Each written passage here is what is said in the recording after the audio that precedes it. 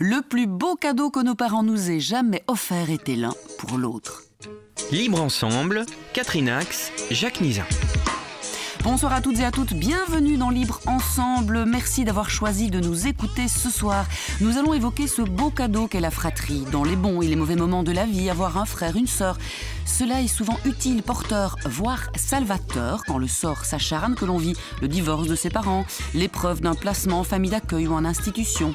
Depuis ce mercredi, les frères et sœurs auront désormais le droit de ne pas être séparés dans ces étapes difficiles de leur existence.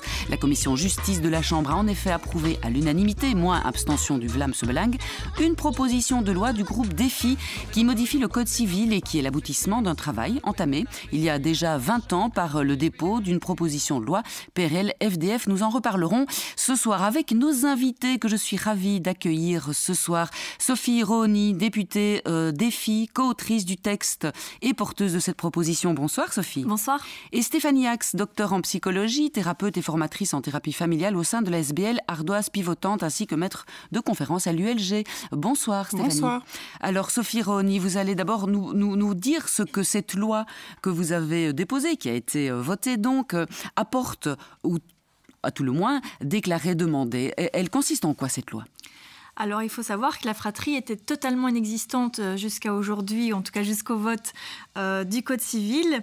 Et donc, on a estimé important qu'à côté des droits, avoir des contacts interpersonnels vis-à-vis des grands-parents, par exemple, qui existent, eh bien, que ce droit puisse être aussi consacré pour ce qui concerne les rapports entre frères et sœurs. Parce que ce qu'on en constate, et ce qui a d'ailleurs été mis en exergue par de nombreux experts de terrain, et notamment Madame Ax, c'est que trop d'enfants aujourd'hui, lorsqu'ils sont placés, notamment dans des familles d'accueil ou dans des institutions, eh bien, sont séparés de leurs frères et sœurs, alors que c'est finalement les seuls repères familiaux qui leur restent encore. C'est déjà un drame d'être placé, c'est encore plus un drame de devoir être séparé de ses frères et sœurs dans ces circonstances. Et donc oui, on a déposé un texte à chaque législature, mais cette fois vraiment on l'a mis en haut de la pile. Pour le groupe Défi, on a considéré que ce texte devait être examiné en priorité. Ça a été très long, je vous avoue. Beaucoup d'auditions, d'avis écrits, des avis parfois même très critiques. Et donc, au fur et à mesure, on a abouti à un texte, le texte qui a été voté cette semaine, et qui prévoit, déjà, il prévoit une notion élargie de la fratrie, donc ça concerne les frères et sœurs qui ont un lien biologique entre eux, mais aussi les demi-frères et sœurs, mais aussi ceux qui grandissent dans le cadre d'une tutelle ou encore d'une famille recomposée. Donc, il y a vraiment une notion élargie de fratrie qui a été consacrée et qui permet, par conséquent, de tenir compte de l'évolution des familles qu'on a pu constater ces dernières décennies. Et donc, à partir de ce moment-là, ces frères et sœurs, on leur consacre, en tout cas, on leur octroie 2 droits fondamentaux. Le premier droit, c'est le droit de ne pas être séparés les uns des autres, tout en sachant que leur intérêt supérieur, donc l'intérêt supérieur de chaque enfant, doit pouvoir être pris en considération, mais aussi le droit d'entretenir des relations interpersonnelles entre eux. Donc c'est vraiment les 2 grands droits fondamentaux qui découlent de cette consécration du lien de fratrie dans le Code civil.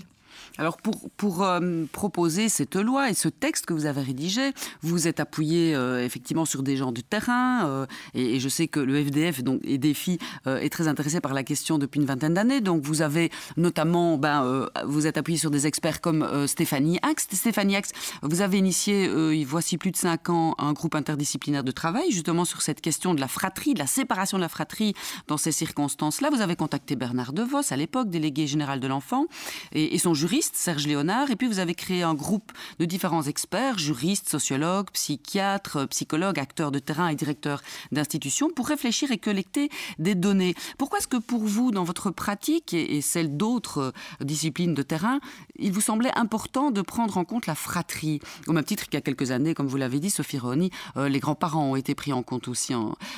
Pourquoi est-ce important dans le vécu de notre société, je dirais ?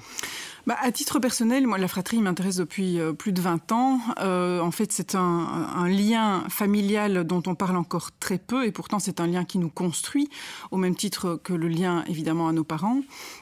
Mais c'est encore un lien assez négligé dans la littérature, dans les conférences, dans les congrès.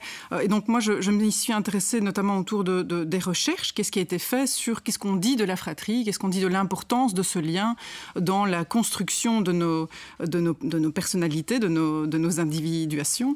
Et il y a toute une somme de recherches dont on parle très peu, en francophone mais aussi anglo-saxonne, qui montre l'importance de ce lien non seulement comme ressource, mais aussi dans la construction de chacun. Et on observe aussi sur le terrain, évidemment, dans ma pratique de psychologue, on observe à quel point ce lien est à travailler, non seulement parce que c'est un lien qui peut faire souffrir, et donc on doit en prendre soin, mais aussi c'est un lien qui peut être une immense ressource dans des tas de situations de vie, notamment évidemment quand on a des parents fragilisés ou lors des situations plus tragiques encore de placement. Et donc j'ai créé ce groupe, effectivement, pour travailler à une proposition de loi qui pourrait mettre en exergue le travail donc des différents acteurs de terrain. Alors, sur le terrain, quand on a des familles et des enfants qui sont placés, jadis, avant que cette loi proposée par Défi ne passe, ils étaient séparés concrètement. C'est ça, en fait. Les enfants pouvaient être placés dans différentes familles, donc perdaient tout lien entre eux et perdaient finalement un allié, une ressource qui les mettait dans un grand désespoir, encore plus grand que ce qu'ils vivaient au moment même. L'aide à la jeunesse prévoyait tout de même dans son texte de maintenir, si possible, les frères et sœurs ensemble.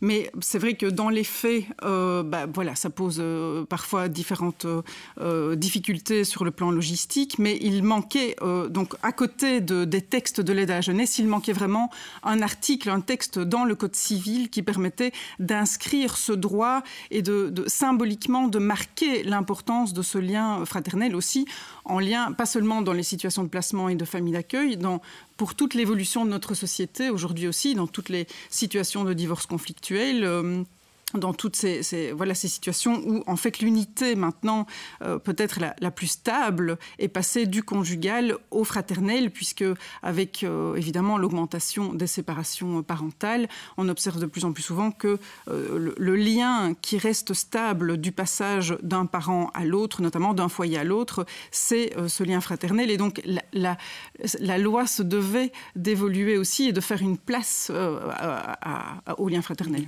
Concrètement, Sophie Rehoni, ça veut dire qu'un mineur d'âge, 12-13 ans, je ne sais pas à quel âge, peut contacter faire appel à la justice, demander un avocat pour faire valoir ses droits à rester avec son frère ou sa sœur s'il est placé ? Alors, dans le texte initial, c'était effectivement ce qu'on avait prévu. On avait prévu une capacité d'ester en justice auprès des mineurs d'âge pour faire valoir ces deux droits fondamentaux. Malheureusement, cette capacité d'ester en justice spécifique pour ce cas-là, a été vivement critiquée par certains acteurs de terrain, en particulier les avocats et les magistrats, parce qu'ils craignaient finalement que l'on ne tienne pas compte des spécificités des mineurs, mais aussi quelque part que l'on puisse les instrumentaliser, en particulier dans des situations sociales et familiales qui sont particulièrement, compliquées. Et à côté de ça, nous avions aussi dû tenir compte d'un avis rendu par la section législation du Conseil d'État, qui était assez positif dans son ensemble, mais qui, sur cette question du droit d'ester en justice, craignait finalement qu'on y introduise une discrimination de par le fait que des mineurs auraient pu faire valoir leurs droits en justice pour ce qui concerne le lien de fratrie, mais pas pour ce qui concerne le lien vis-à-vis de leurs grands-parents, puisque dans notre texte, on faisait le parallèle avec le lien vis-à-vis des grands-parents. Et donc, on s'est dit, pour donner une chance à ce texte de passer, parce que c'était vraiment ça qui était en jeu, eh bien, il valait mieux enlever cet aspect-là, donc ce droit d'ester en justice du texte, tout en sachant que, bien évidemment, les mineurs d'âge, dans le cadre d'un placement comme d'autres procédures, eh bien, gardent le droit fondamental de pouvoir être entendus en justice. C'est vraiment un droit fondamental qui est sauvegardé. De ce vote, c'est enfin, ils peuvent être écoutés. Oui. Ensuite, peut-être... Donner leur avis. C'est vraiment un principe fondamental, notamment qui découle de la Convention internationale relative aux droits de l'enfant. C'est et qui stipule que pour chaque décision qui concerne directement un enfant, l'enfant doit pouvoir donner son avis. Très bien. Justement, vous parlez de droits de l'enfant. On a interpellé Bernard DeVos, délégué général justement aux droits de l'enfant, sur ce vote. Bernard DeVos, bonsoir. Justement, pourquoi doit-on se réjouir de cette loi qui a été votée mercredi ? Je dirais principalement parce que les familles ont forcément fondamentalement évolué au cours des dernières décennies. On est passé de la famille, j'ai envie de dire classique, nucléaire, papa, maman, 2-3 enfants, un chat, un chien, des familles pluriparentales, monoparentales, recomposées, homoparentales, adoptantes. Enfin, tous les modèles sont les bienvenus désormais, et c'est très bien comme ça. Mais il se fait qu'avec ces évolutions, ce qui se fait, c'est que les couples qui étaient avant, j'ai envie de dire pratiquement figés dans l'institution du mariage, ne représentent plus la même stabilité dans les familles. Et les frères et les sœurs, fraternité, sororité, sont devenus des mots qui deviennent très importants. Ils font une certaine stabilité. Et donc les frères et sœurs, ils ont vocation à survivre à leurs parents d'ailleurs. Donc ce sont des liens qui se prolongent. Et c'est très important. Ces liens, on réalise bien dans les parcours des jeunes et des enfants que ces liens sont très importants. Et il fallait donner toute la possibilité possible aux enfants de vivre ces liens de fraternité et de sororité de la meilleure manière et d'en profiter, j'ai envie de dire. Comme il y a déjà inscrit dans le Code civil le fait que les grands-parents peuvent profiter, entre guillemets, des relations avec leurs petits-enfants de manière naturelle et sans demander l'autorisation. Ici, il fallait demander l'autorisation. Et puis il y a aussi la question des placements. Quand les familles sont disloquées et que les enfants doivent être placés, les enfants sont encore trop souvent séparés. Et donc les frères et les sœurs n'ont pas l'occasion de vivre leur fraternité, leur sororité dans de bonnes conditions. Ça montre aussi qu'à présent, on écoute de plus en plus les mineurs, Bernard DeVos. Oui, ça montre, et ça je pense que c'est une évolution constante depuis la signature de la Convention de 89. La Convention des droits de l'enfant, si elle est originale par rapport à d'autres textes qui préexistaient au texte final de 89, qui est le dernier texte sur lequel on est d'accord entre pratiquement tous les pays du monde, la grosse originalité de ce texte, c'est de reconnaître le droit à l'expression et la participation des enfants. Et c'est bien ça, c'est je veux garder un contact avec mon frère, avec ma sœur, je souhaite pouvoir avoir accès à cette relation privilégiée avec lui. Donc c'est vraiment être à l'écoute des enfants sur tous les aspects de leur vie, y compris sur leur vie familiale et la manière dont ils ont envie de la vivre avec leurs frères et leurs sœurs. C'est un combat que vous meniez depuis longtemps ?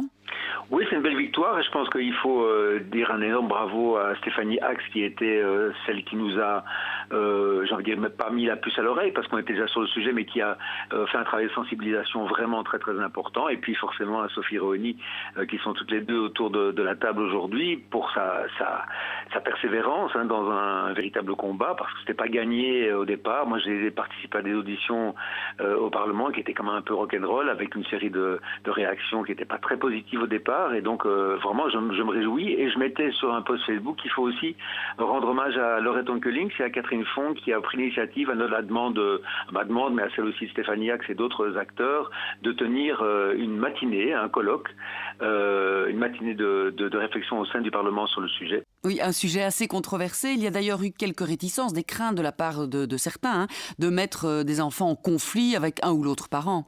Fondamentalement, quand on met les enfants dans de bonnes conditions pour entendre, pour écouter leurs paroles, on ne doit pas craindre cette parole. Fondamentalement, dans la vie de tous les jours, et surtout quand il y a des difficultés de vie en famille, les enfants sont régulièrement mis en présence de conflits de loyauté. On parle d'aliénation parentale, on parle de plein de choses comme ça, et c'est une réalité qui est incontournable. Mais donner la parole aux enfants dans ce cas-là, ça me semble vraiment le minimum qu'on peut faire, notamment avec l'évolution de la société en général. La manière de faire autorité, d'imposer des choses aux gens et aux enfants, ça a fort évolué depuis des dizaines d'années, et notamment avec l'évolution des familles. Certains ont peur de cette expression libre des enfants, cette participation à la réflexion sur leur propre devenir. Moi, je n'ai pas de crainte à ce sujet-là. J'ai toujours défendu que les enfants avaient droit à la parole, droit à l'expression, droit à la participation, comme c'est d'ailleurs repris dans la Convention des droits de l'enfant. Et je regrette évidemment ces craintes qui me paraissent excessives. Je pense qu'il faut protéger les enfants, mais il faut aussi leur permettre de promouvoir leurs droits qui leur sont reconnus et leur permettre d'exercer ces droits de manière vivante et de manière créative. Et donc sur ce sujet-là, comme sur d'autres sujets, je pense qu'il ne faut pas craindre la parole des enfants. Stéphanie Ax, on l'a entendu, Bernard DeVos le dit, il faut faire confiance dans la parole de l'enfant.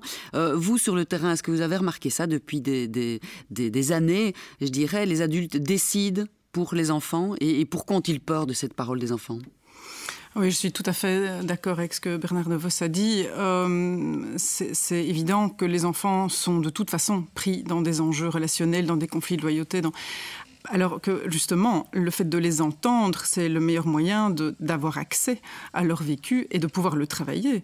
C'est vrai que les adultes, en particulier à propos des enfants et aussi à propos des relations fraternelles, les adultes ont toujours leur avis sur les choses. Ils ont leur avis sur la façon dont les enfants s'entendent, que ce soit les parents, des éducateurs, c'est toujours ils s'entendent comme ceci ou comme cela. Leur relation est à privilégier ou il vaut mieux les séparer. Les adultes ont toujours un avis sur les relations qui unissent les enfants sans véritablement les interroger au plus près, s'approcher de leur vécu, voir ce qu'ils vivent, ce qui est une ressource pour eux, ce qui coince, ce qui pourrait être débloqué, ce qui pourrait être travaillé. Enfin, tout ça, plus on écoute l'enfant, plus on se donne une chance de s'approcher de son vécu et de faire quelque chose pour lui. Sophie Réauny, vous avez aussi eu des avis négatifs sur votre proposition, notamment sur le placement, manque de place. Qu'est-ce que vous avez répondu à ces détracteurs? Donc, on citait souvent le manque de place, donc c'est difficile déjà de trouver une place pour un enfant, mais alors qu'est-ce que ça va être pour 2 ou 3 si on doit placer la fratrie? Certains centres placent par âge, donc difficulté aussi s'il y a une grande différence d'âge entre les différents protagonistes, difficulté aussi de trouver des places. Qu'est-ce qu'on peut répondre à cela? Alors, la jurisprudence de la Cour européenne des droits de l'homme est très claire par rapport à cela. Il y a notamment un arrêt Olsson contre Suède qui est éloquent et qui dit très clairement qu'on ne peut pas séparer des frères et sœurs uniquement pour des raisons purement logistiques, administratives ou budgétaires. La loi ne doit pas s'adapter à la pratique, c'est au contraire à la pratique à s'adapter à la loi. Le rôle du législateur, c'est soit de répondre à un changement de mentalité, soit d'amorcer un changement de mentalité. Et je pense que c'est un des objectifs qui est poursuivi par cette loi. On voit qu'en Flandre, le ministre en charge de la jeunesse, donc M. Dahl, a pris l'engagement d'augmenter le nombre de places dans les institutions, donc pour les enfants placés. À la Fédération Wallonie-Bruxelles, de faire aussi ce travail.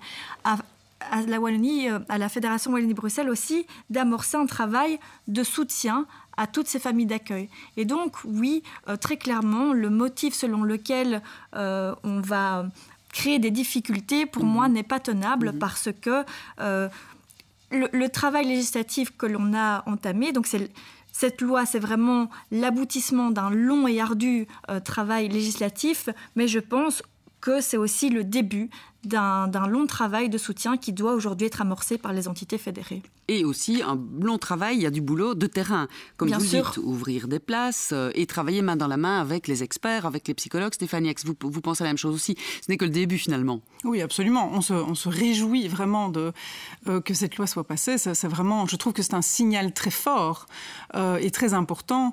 Et c'est vraiment le début de quelque chose parce que maintenant, je pense qu'il va falloir travailler, rassurer les acteurs de terrain, aider tout à fait à s'adapter maintenant à cette loi, à adapter les infrastructures. Et je pense aussi qu'il faut plus de formation. Il faut pouvoir aider les travailleurs de terrain à se former à l'accueil des fratries, le travail de la fratrie. Leur montrer que ce n'est pas, parfois ils ont peur que ça leur prendra plus de temps, comment est-ce qu'on va faire devant un bloc que va représenter toute une fratrie. Donc ça, c'est plus une question de formation, c'est vraiment les écouter, les aider à travailler ce lien-là, parce que ça peut au contraire être un formidable gain de temps dans une institution, de travailler avec quelques groupes fraternels plutôt qu'avec 30 enfants, avec 30 histoires différentes. Donc c'est vraiment dans les mentalités que ça doit évoluer. Et donc, ça, c'est un peu le job qui reste à faire. C'est vraiment informer, former, donner des conférences, rassurer, organiser. Ça va être plus facile de travailler avec une fratrie qui se soutient, qui fait déjà son petit travail peut-être un petit peu dans son coin, j'ai envie de dire, des frères et sœurs qui entretiennent le lien, qui se soutiennent. On entre plus facilement peut-être en communication avec eux dans l'ensemble. Et on a un accès plus direct à leur histoire parce que si vous avez, par exemple, exemple, dans un groupe, 12 enfants qui chacun ont leur histoire, ça prend le temps de s'approcher de l'un, de l'autre, qui puissent parler, ouvrir son cœur à l'adulte. Là, si on a des fratries, ça veut dire qu'on a un accès, ce qui va se jouer entre eux à travers ça et ceux qui vont discuter entre eux, ça donne un accès direct à l'adulte sur, tiens, voilà, c'est là que ça fait mal, c'est là qu'on pourrait faire quelque chose. Et puis les visites avec les parents, au lieu d'avoir... je reprends le groupe de 12, au lieu d'avoir 12 enfants qui vont voir séparément leurs parents ou des frères et sœurs à l'extérieur dans d'autres institutions, vous imaginez le gain de temps aussi d'organiser des visites avec 3 parents qui viennent voir les 3 fratries de l'institution, par exemple. Donc, je pense vraiment qu'à terme, ça va être une avancée et aussi une aide pour les éducateurs, mais on est face à un moment pivot où quelque chose doit se réorganiser. Mais Sophie Réauny, justement, c'est quand même, on le dit, la jeunesse, c'est l'avenir de nos sociétés, donc ce sont des citoyens en devenir, et donc ces vies cabossées là, mieux on les répare, mieux sera la société de cet ensemble de citoyens demain. Oui, comme je l'ai dit, les frères et sœurs aujourd'hui, ce sont des repères, les derniers repères qu'il leur reste dans des situations qui sont déjà extrêmement compliquées. Et donc je pense qu'effectivement, on doit faire tout pour préserver ces liens qui sont fondamentaux pour leur bien-être, pour leur bon développement. Et donc oui, je pense que vraiment ce texte y participe pleinement. Mais pour encore mieux comprendre l'impact que ça pourrait avoir sur des vies, parce que là on parle de manière un petit peu théorique, mais concrètement, nous avons récolté le témoignage de Lindsay Tonneau. Elle a 27 ans aujourd'hui, c'est l'aînée d'une fratrie de 6. Elle a connu 2 placements en institution d'aide à la jeunesse, à 8 ans et puis à 16 ans. À 8 ans, elle est placée heureusement avec un de ses frères. Elle regrette de ne pas avoir été placée en fratrie complète. Ça lui a été très salvateur d'avoir été placée avec un de ses frères, et elle nous explique pourquoi. On passait beaucoup de temps ensemble, on jouait beaucoup ensemble, et puis rien que le fait qu'il soit là, c'était quelque chose qui me réconfortait, d'avoir quelqu'un de connu avec moi. Là où on était beaucoup d'enfants, etc. Donc on connaissait personne évidemment, et donc le fait d'être tous les deux, c'était vraiment quelque chose d'important. Et être séparé de votre second frère, Lindsay, ça a été douloureux aussi? Oui, c'était très difficile. Ça l'était plus quand on a été séparés la deuxième fois, mais à cet âge-là, ça l'était déjà. Alors le deuxième placement, Lindsay, vous l'avez vécu sans aucun de vos frères. Ça, c'était encore plus dur pour vous? Pour le coup, là, on venait juste de perdre notre papa. Donc c'était déjà une situation vraiment très compliquée. Mes 2 frères ont été vivre chez ma tante et moi ailleurs. Et c'était déjà très difficile de vivre cette situation, et le fait d'être séparé de mes frères, c'était encore plus difficile, ça rajoutait encore plus de peine, c'était vraiment compliqué. En quoi pensez-vous que le lien de fratrie permet peut-être de rester debout? Parce que c'est déjà des personnes que vous avez connues depuis toujours, que la relation avec eux est sécurisante, est quand même stable. Et voilà, ça permet d'avoir une espèce, d'ancrage, d'ancrage, de sécurité, etc. avec eux. Je crois que c'est vraiment super important. En tout cas, dans mon cas, ça l'était très très important. Et voilà, la séparation était vraiment difficile. Cela vous aurait aidé d'être placés tous ensemble dans une famille? Dans cette situation très très spécifique, honnêtement, je ne sais pas si ça aurait pu être possible. Mais oui, c'est toujours au cas par cas, évidemment. Mais en tout cas, ça m'aurait beaucoup aidé de les voir plus souvent et d'être plus souvent ensemble, et d'avoir, de pouvoir leur parler dès qu'on en avait besoin, et que notre relation, entre guillemets, soit prise au sérieux, soit au centre de l'attention, et pas de la place ou pas de la place, vous voyez ce que je veux dire. Mm-hmm. Je pense que c'est très important d'avoir un point d'attache avec des personnes qu'on sait qui nous aiment et qu'on aime en retour, évidemment. Et une relation, je vais dire, sécurisante, je pense que c'est vraiment essentiel dans la vie d'un enfant, mais aussi d'un adulte. Et c'est essentiel pour se construire. Et du coup, c'est mes frères qui ont un petit peu rejoué ce rôle-là, et puis mes sœurs aussi. Voilà. Je suis super contente du coup que la loi ait été acceptée, donc je suis super contente pour les futurs enfants qui pourront en bénéficier. Voilà. Voilà, Stéphanie Ax, Lindsay, formidable témoignage, parce que Lindsay, on sent qu'elle a de la ressource, là, elle est aujourd'hui adulte, 27 ans. On pourrait dire qu'elle s'est occupée de sa fratrie pendant de longues années. Donc, vous en avez écrit sur le sujet aussi. Elle est parentifiée. Donc, elle a quand même joué le rôle de ses parents à s'occuper de ses petits frères, puisque parents défaillants, ses petits frères et puis les petites sœurs d'une seconde union de sa maman. Certains disent que justement les enfants écorchés, parentifiés doivent être séparés de leur fratrie pour pouvoir vivre pleinement leur épanouissement en dehors de cette parentification, pour être soulagés en quelque sorte. Et là vous dites non, justement, ça c'est une erreur fondamentale. Pourquoi ? Ah oui, tout à fait. Ça, c'est vraiment important d'en parler parce que là, à nouveau, c'est un construit d'adulte sur l'enfant et sur les relations qu'il entretient. Donc, effectivement, j'ai fait un doctorat sur la parentification et ce qui ressort de façon évidente sur le plan clinique, c'est que des enfants comme Lindsay qui se sont occupés de leurs frères et sœurs, le fait de les séparer de leurs frères et sœurs, ou même de leurs parents, parce qu'ils peuvent tout aussi bien prendre soin de leurs parents, ne diminue en rien leurs soucis et leurs préoccupations. Au contraire, ça l'augmente et de façon bien plus angoissante, anxiogène, parce que éloignés de leurs frères et sœurs, notamment dans le cas présent, ils continuent à s'inquiéter pour eux, ils continuent à se faire du souci, mais ils ne peuvent plus rien y faire. Or, Lindsay, je pense que ce qui a été sans doute aussi soutenant pour elle, c'est les moments où elle était là pour eux. Ils étaient là pour elle, mais elle était là pour eux aussi.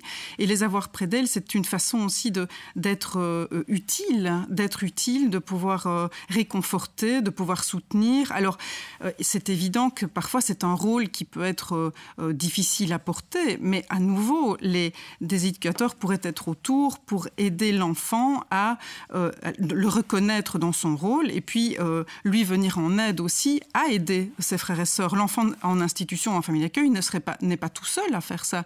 Il est aidé, il est secondé par les adultes. Et ce qui est très important, c'est que non seulement être avec ses frères et sœurs permet de continuer à donner, ce qui est très important pour un enfant, c'est de se sentir utile en donnant quelque chose de bon à ses frères et sœurs, et aussi d'en avoir un retour. J'avais encore il y a quelques jours une fratrie justement dans mon bureau d'enfants qui ont été placés, et les plus petits disent à l'aîné, c'est lui qui nous protège, c'est lui qui nous rassure. Donc ça veut dire que l'aîné en reçoit quelque chose de très bon et de très fort pour lui aussi. Il se vit comme quelqu'un qui est bon pour sa fratrie. Et donc si on lui retire ça, on lui retire tout. On lui laisse la préoccupation, mais on lui retire le mérite. Sophie Raoni, justement, c'est le témoignage dont je parle. Donc c'est un juge qui disait de séparer l'enfant parentifié de sa fratrie pour le soulager. Tout ça, il va falloir effectivement pouvoir écouter tous ces témoignages pour aller de l'avant. Et vous pensez que jusqu'ici, on n'a pas assez écouté et travaillé en interdiscipline, je dirais, autour de cette question? Dans le cas des décisions de justice, moi je pense que sincèrement, les magistrats ont fait ce qu'ils ont pu au regard effectivement des dispositifs qui étaient mis en place, des infrastructures et des places existantes. Mais je pense qu'il fallait vraiment consacrer un principe qui n'était pas existant aujourd'hui, qui n'était pas existant dans l'arsenal législatif actuel. Le principe aujourd'hui, c'est de tenir compte de l'intérêt supérieur de l'enfant. C'est ce qui est prévu en droit international, c'est ce qu'on a mis en place plus ou moins dans les différents décrets, mais pas au niveau de notre code civil, qui est quand même le droit commun et qui est quand même le code qui balise notamment les relations familiales et les liens et les droits qui en découlent. Et donc je pense que c'était vraiment fondamental de lancer un signal et à la société et aux acteurs de terrain, mais aussi effectivement aux magistrats qui doivent prendre des décisions qui sont difficiles, mais qui ont quand même un impact sur le très très très long terme sur ces enfants. Et donc je pense que c'est vraiment fondamental qu'ils aient maintenant cette grille de lecture. Des vies futures entre leurs mains. Ben voilà, ça sera sans doute le mot de la fin. Stéphanie Ax, une dernière chose. Avoir ses vies en main, justement, et pouvoir écouter les enfants, ce sera ça, sans doute le mot de la fin. Sophie Raoni, Stéphanie Ax, encore quelque chose à ajouter avant de se quitter?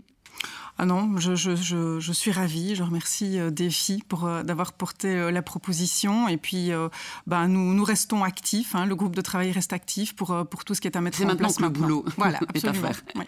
Merci à toutes les deux d'avoir été là. Sophie Raoni, députée, Défi, Stéphanie Ax, docteur en psychologie et thérapeute de famille. Merci à vous, chers auditeurs, de nous avoir suivis. On se donne rendez-vous la semaine prochaine pour un autre rendez-vous de la laïcité. À très bientôt. Au revoir.